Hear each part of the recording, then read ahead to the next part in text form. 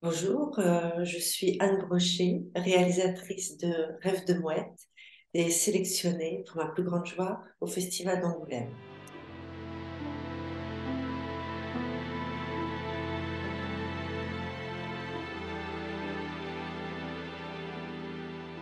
Une fausse fiction, c'est une vraie fausse histoire basée sur un véritable rêve nocturne. Euh,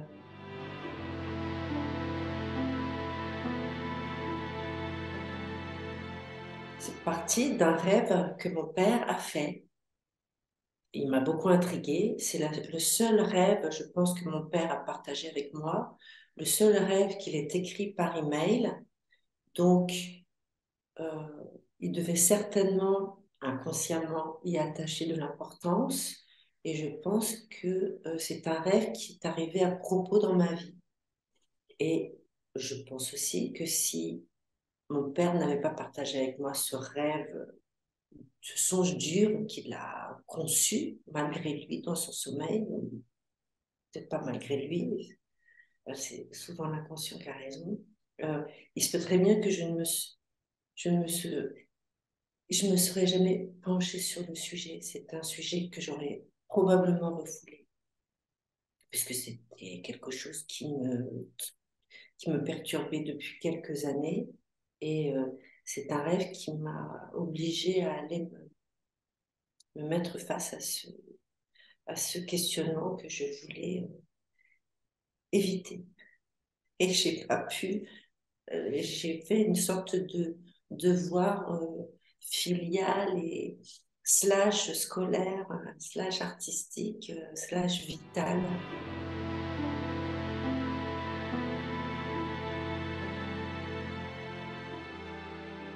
C'est complètement le montage qui m'a... C'est un montage qui a duré 4 ans, mais qui n'a pas duré, c'était pas tous les jours, hein, c'était sporadique. Mais il a duré sur 4 ans et finalement, c'était certainement le temps qu'il lui fallait pour que non pas que je pose un genou à terre, mais en tout cas, on avait commencé avec mon partenaire Pierre-Alain Giraud, donc qui est le co-réalisateur, on avait commencé par quelque chose de comme ça, un petit peu sympa, un petit peu une petite histoire. Il y avait d'abord c'était Laurent Poitrenaud qui avait fait la voix off, puis après un monsieur qui s'appelle Jean Dalric, un autre acteur. Après, j'ai eu un rêve que ce soit Gérard Depardieu. Donc comme ça, je me suis imaginé une sorte de où il y avait un narrateur qui racontait cette histoire. Et puis un jour, que je voyais bien que je décollais pas du tout avec surtout le montage, parce qu'on avait fait toutes les images et j'avais pas de scénario.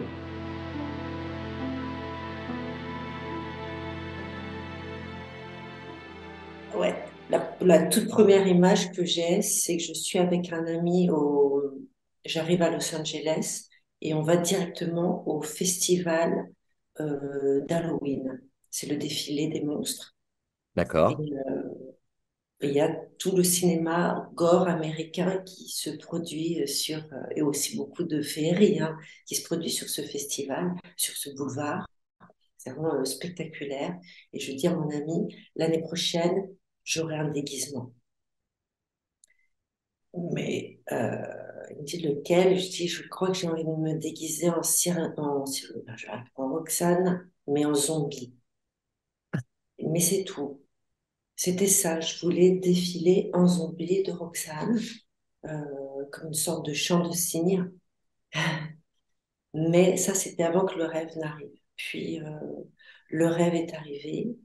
Et après, j'ai récupéré un masque d'un spectacle de Arthur Nosiciel qui avait donc monté la mouette à Avignon, que je raconte aussi. J'ai récupéré un dernier masque qui n'avait pas été utilisé pour le spectacle. Et avec ce masque que j'ai eu, mon ami Pierre-Alain qui est venu me voir à Los Angeles, je savais que je voulais que ça finisse par Roxane, Roxane Zombie. Et aussi, j'avais envie que ça finisse par le sacrifice d'un petit chien. J'avais envie que ça finisse par la... Il fallait que quelqu'un paie tout ça. Et je dis, celui qui paiera, ça sera le chien. Et donc, c'était ça mes directives. Le sacrifice dans les collines d'Hollywood.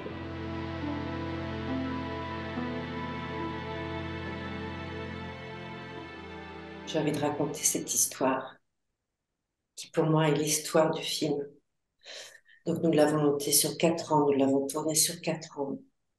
Et on tournicotait autour du sujet, on tournicotait autour du ton aussi, parce que le ton n'était pas trouvé. Il y avait, je cherchais mon ton, qui a un ton un peu détaché, mais ni un peu mi-figue, mi-raisin. C'est mon ton.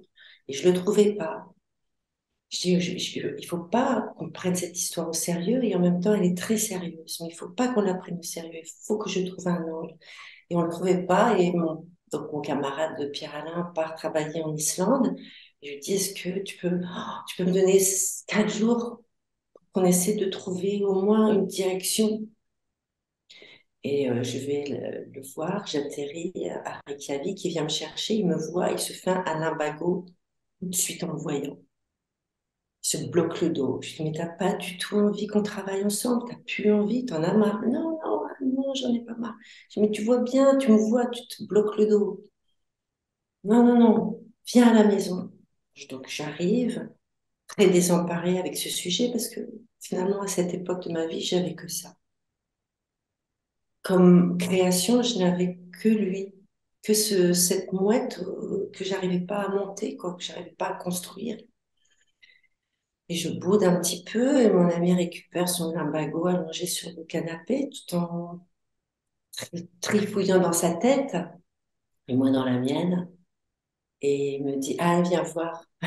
J'arrive dans le salon, il lui est allongé, on est en train de se remettre de sa douleur. Et il me montre ce qu'il a trouvé sur Internet, c'est-à-dire Jeanne Moreau qui me présente au monde. Et avec tous ces oiseaux en bijoux, toutes ces mouettes accrochées, ce ton, cette expérience d'actrice qu'elle a vécue, présentant ces jeunes petites mouettes qui arrivent sur l'estrade du monde cinématographique, c'était tellement émouvant.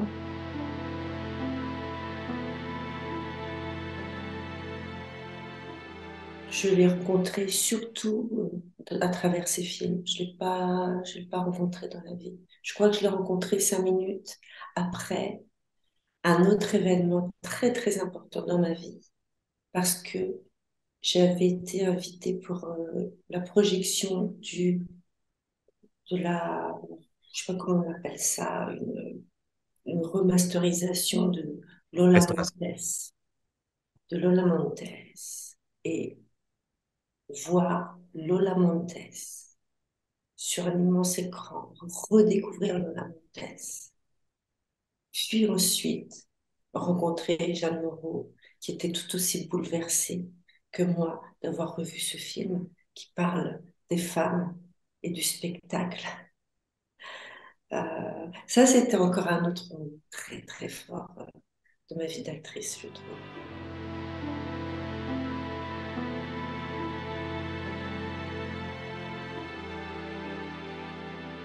Les parents déconcertés aussi, bien sûr, parce que c'est un rêve qu'on, qu'on charrie finalement.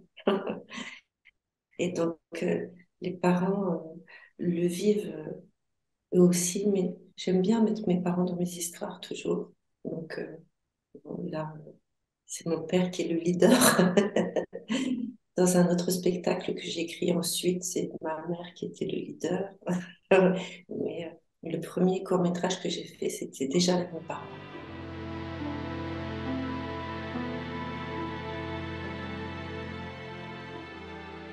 Non, Je- c'est un film que j'ai fait avec eux pour Arte qui s'appelle Brocher comme le poisson, où je parle déjà de mon complexe animalier, euh, m'étant associé toujours à un brochet masculin et prédateur. Et donc, j'ai fait un film je me suis penchée sur mon complexe poissonneux. Et donc, mes parents ont participé vivement. Je me suis servi de ces images-là, du film lui-même.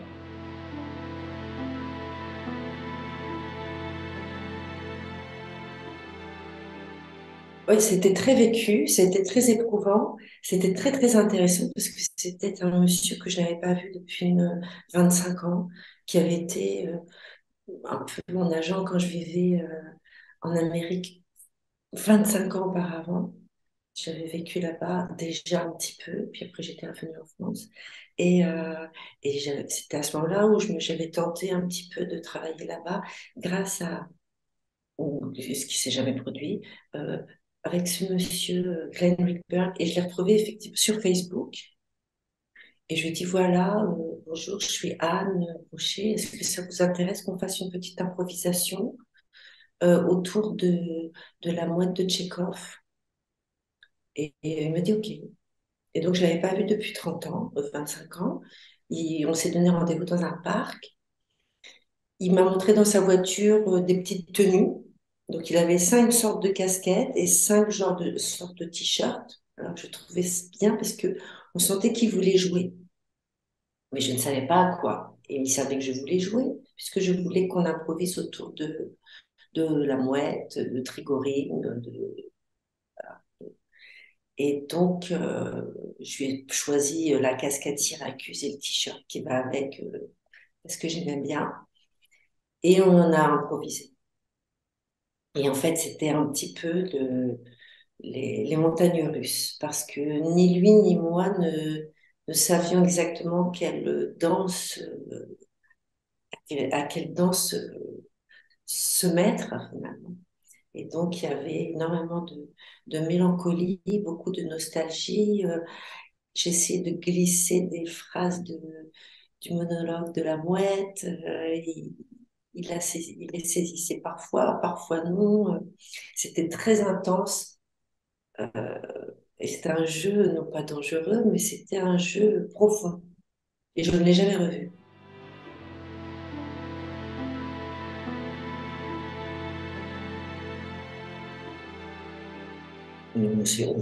C'est une dame pareille que Glenn Rickberg. C'est une dame que je devais voir effectivement pour essayer de monter un petit dossier carte verte.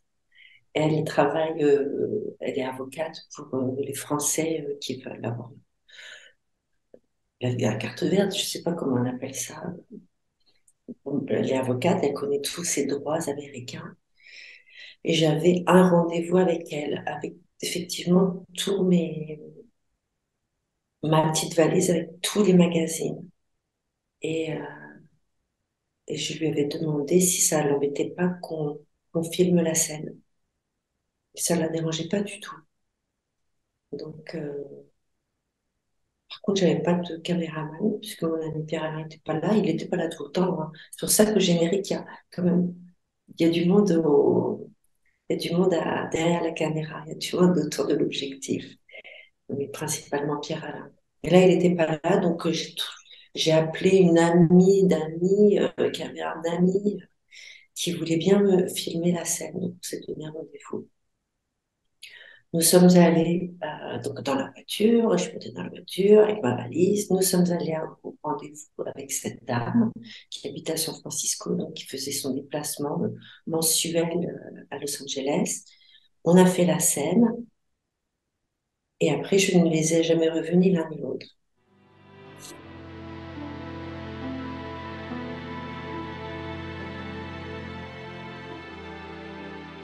C'est malgré moi parce qu'en fait, c'est surtout, c'est un peu, ce film est aussi un hommage à un album que j'avais, un coffret de 33 tours que j'ai toujours dans la maison et que j'ai écouté à partir de mes 12 ans. Et je dis, vrai ou pas vrai, je peux même pas savoir, que c'est ces musiques que j'écoutais qui m'ont excité ma rêverie à vouloir être actrice. Donc en fait, je n'ai utilisé que de la musique de mon coffret de 33 tours qui s'appelle L'âge d'or d'Hollywood.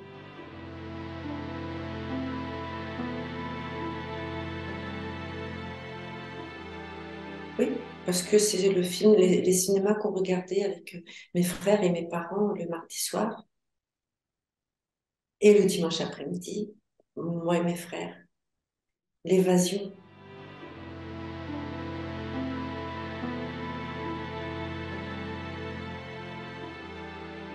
Oui, c'est une sorte de euh, d'hommage attendrissant, chose que j'ai pas eu beaucoup à mon propre égard. C'est un hommage attendrissant à ce choix et à cette foi et à ce métier si beau et si ingrat.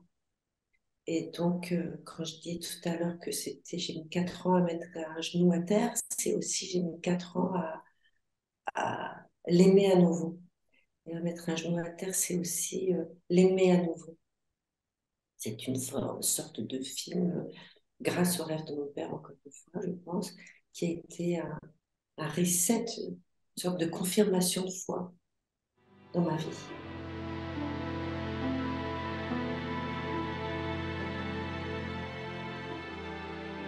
Alors, l'histoire est que quand j'ai commencé à tourner avec Pierre-Alain cette histoire de mouette, quand je me laissais aller à un peu d'ambition, je me disais, ah, il serait tellement bien dans des salles de cinéma, dans des festivals. Pour moi, c'était, comme je dis, c'est un hommage à mon coffret de 33 tours de cinéma, mais c'est un hommage aux actrices et aux acteurs, à ce métier-là, au cinéma. Et le bel hommage qu'on puisse lui rendre, c'est aussi d'être vu dans une salle de cinéma, justement.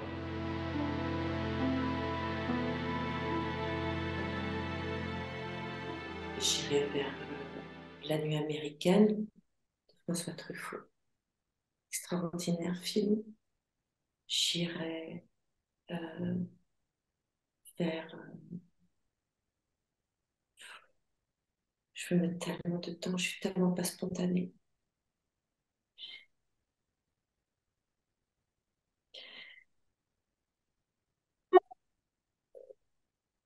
J'irai toujours vers François Truffaut, mais c'est parce que c'est aujourd'hui ma sensibilité. Donc,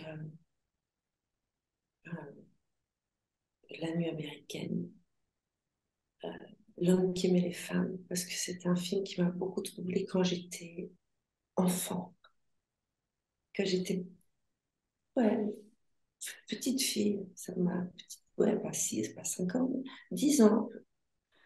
Et peut-être Molière de Mouchkine qui m'a terrorisée, mais qui a fait partie de ma culture personnelle de jeune fille qui va devenir une actrice.